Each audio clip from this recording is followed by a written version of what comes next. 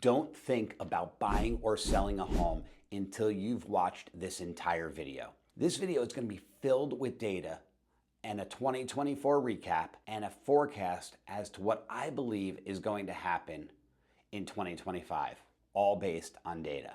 So let's jump right in. So our sales in 2024 were the lowest since about the mid-90s.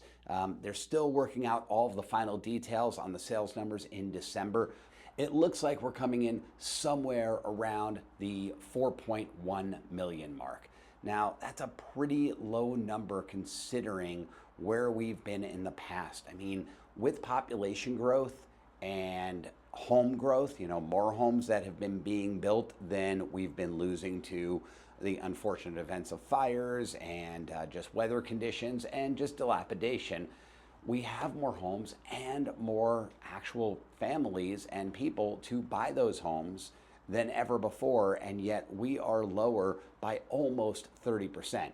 So that's a pretty staggering number, right? We want to really talk about those existing home sales and understand what that means. However, one of the things that we've also seen in 2024 is that inventory is rising.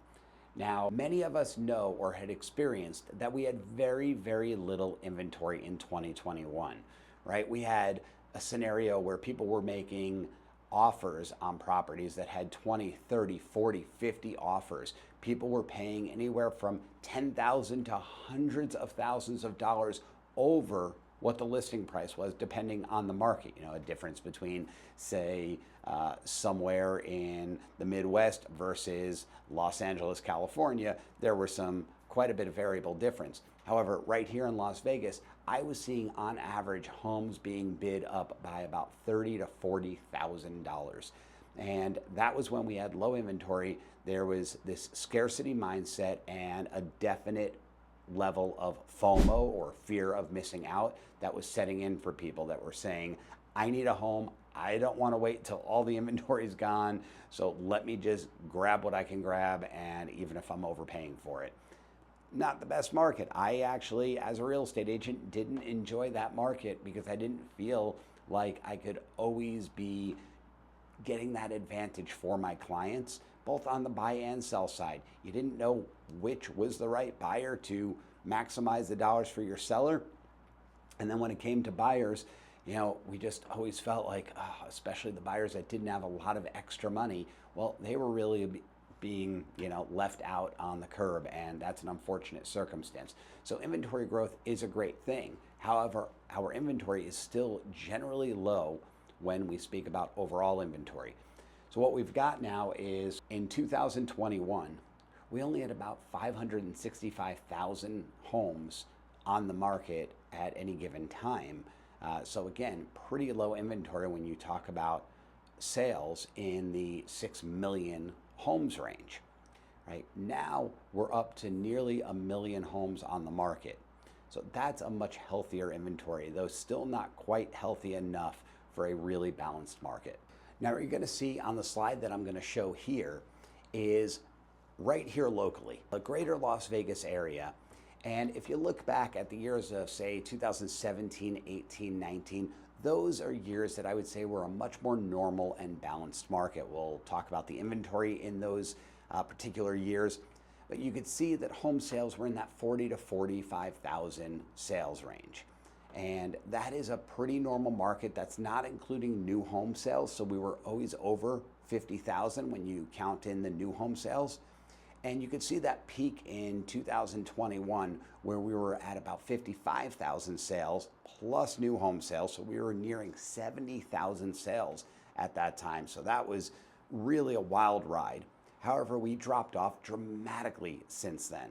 And while last year, 2024, was not our lowest, 2023 actually was. We crept up a little bit, where nationally the numbers actually went down, and it was the worst year since, again, about the mid-90s. We're still seeing that our sales are very depressed in compared to just a normal market. So we take out that anomaly of 2021 and 2022, and we just look at those normal years of 17, 18, 19, and we're still off by quite a bit of a percentage. As you can see here on this chart, in the normal years that I'm talking about being balanced, we're at that 40 to 45,000, and now we're at about 33,000. So when you really look at it, we're off by 20 to 30% in overall sales. So we're still not quite back to a normal and balanced market. So we'll see what's going to come in 2025 as a result of this.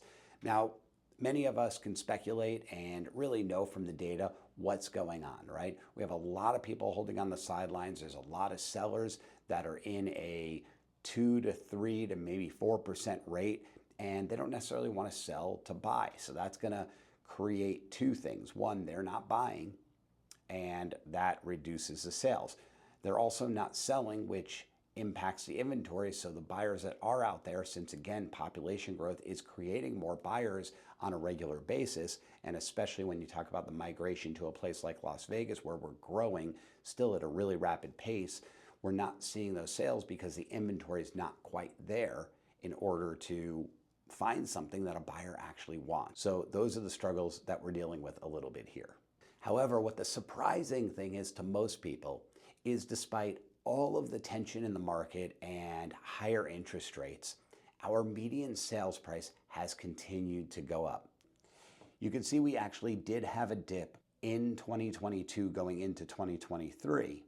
However, that has all been fully recovered, and our median sales price is actually at the highest that it's been.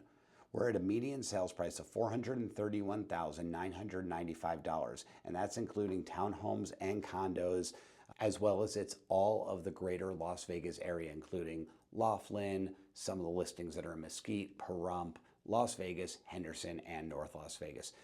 So if you took the Las Vegas metro area and single family residences, we're actually over 500,000 now on that number. So pretty incredible growth, even despite where we're at with the interest rates. So there's a lot of people that are thinking that, oh, I want to wait until interest rates come down. And what might not always be easily recognized is the fact that there's a lot of people waiting for exactly that. And when that happens and our inventory is still low, then what's going to happen is these prices are going to continue to escalate. The data is there. We don't have enough inventory. It impacts supply and demand, and it's going to continue to impact that way until we get inventory. Now, where might we get inventory?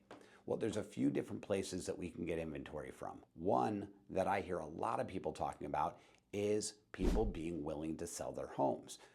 Again, there's a lot of people locked into these low interest rate mortgages, and they don't want to sell their homes. However, that one is not one that, from the data that I have, is actually going to impact nearly as much. The reason being is it's nearly a net zero game. What I mean by a net zero game is that that seller decides to list their home, but they're also a buyer that's going to take another home off of the market. So while we do have one new listing, we also lose a listing, netting us in zero. So the only time that that is actually going to impact us in a positive net inventory gain is if that person is going to list their home here in Las Vegas and exit Las Vegas. They're going to go to, say, Austin, Texas, or Denver, Colorado, or the East Coast, or the West Coast, somewhere other than Las Vegas. Then we have a home listed, and we don't have another one coming off of the market for that person that was selling.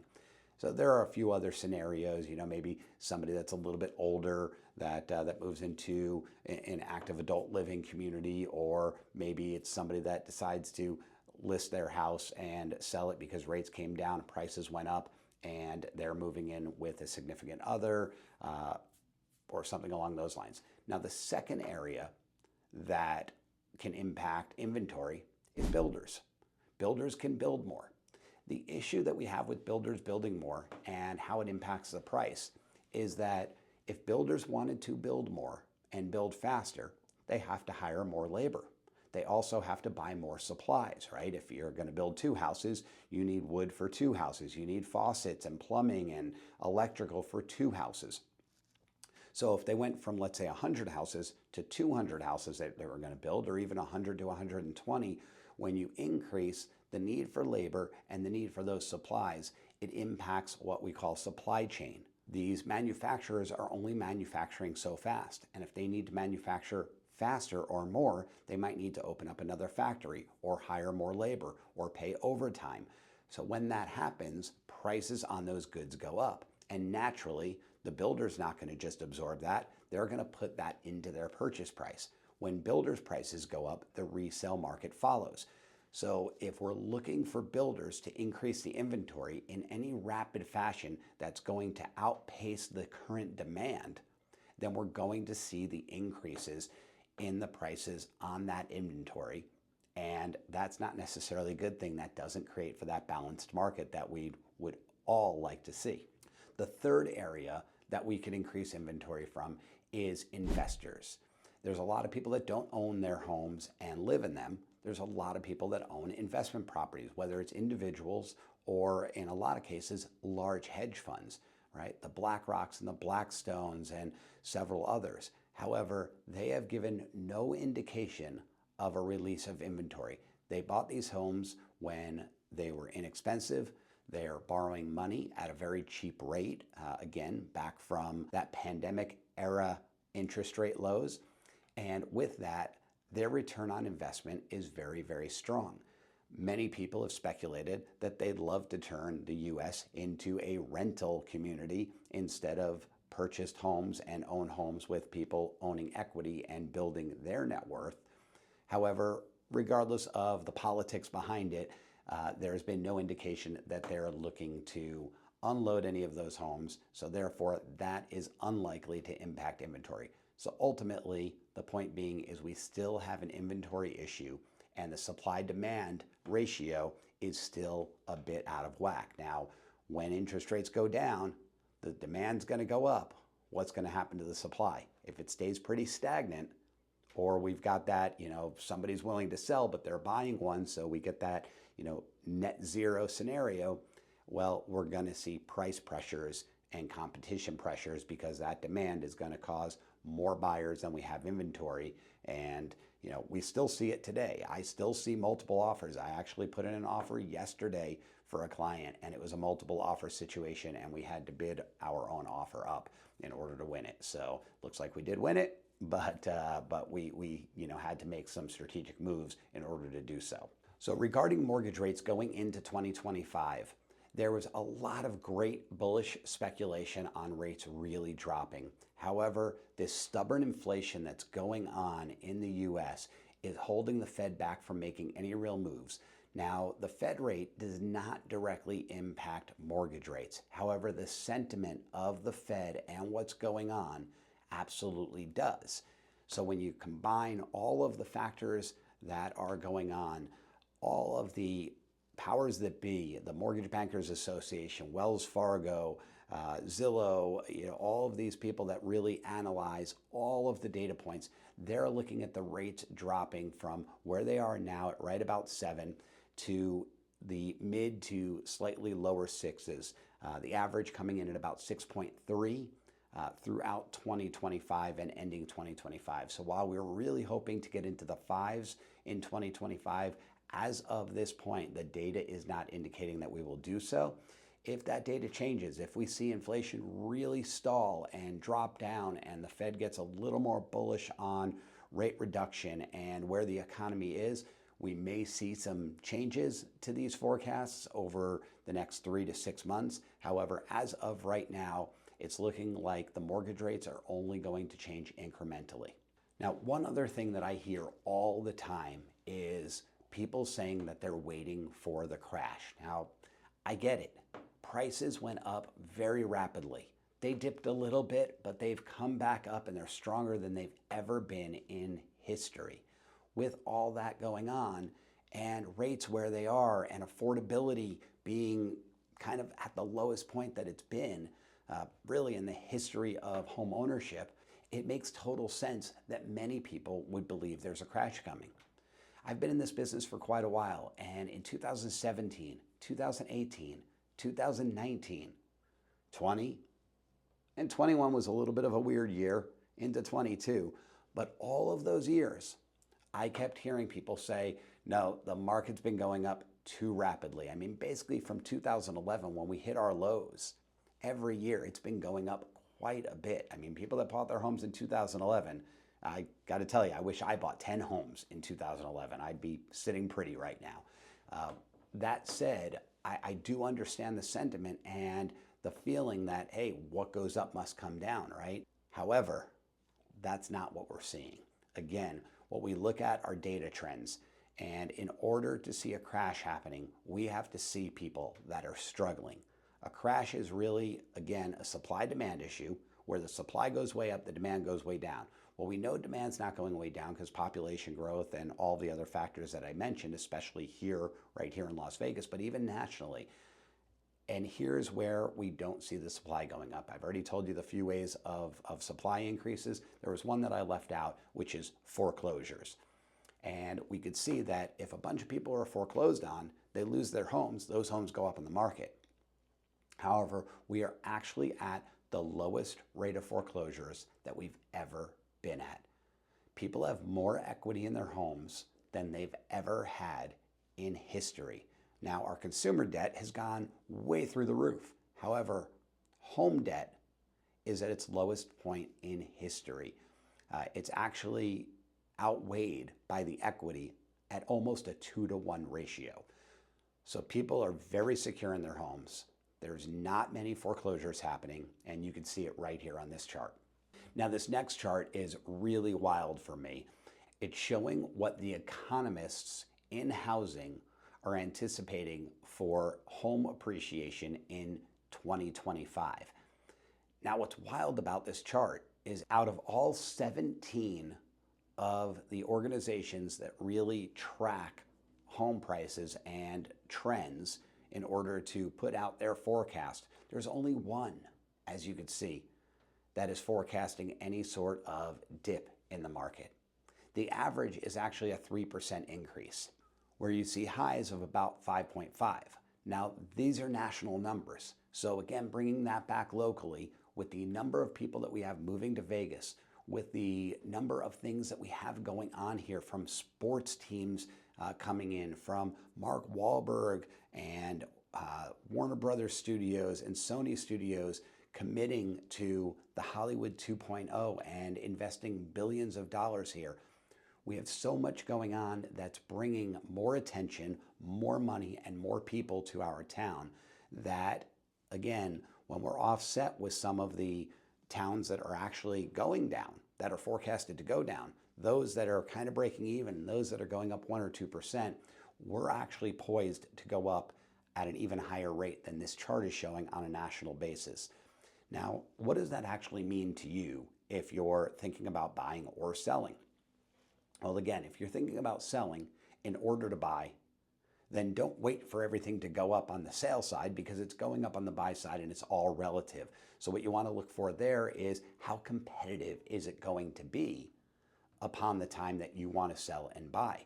Because if it's more competitive, yes, that's great. You might get multiple offers on your home and it might go up, but you also might miss out on the home that you want because you can't be as competitive as possible because you've got 5 or 6 or 10 other people bidding against you.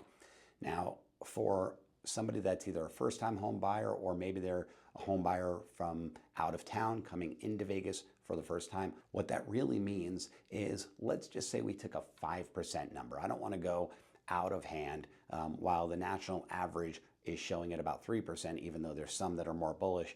I do believe that the Vegas market is going to show even better signs. So if we're at about a 5%, and our average home price is just over $500,000, we're talking about a $25,000 to $30,000 difference over the year. If it was even over months, we're talking about, $2,000, $2,500 a month in increases. So that's the cost of waiting. While you might say, oh, but if the interest rates go down and offsets, well, what they're talking about the interest rates doing and how incrementally they're going to go down, we're not going to see this big drop. And by the way, if we did see a big drop, that brings even more people to the market, which creates more competition, which oftentimes results in rising prices even faster. So you might be saying, oh, I'm going to save money on interest.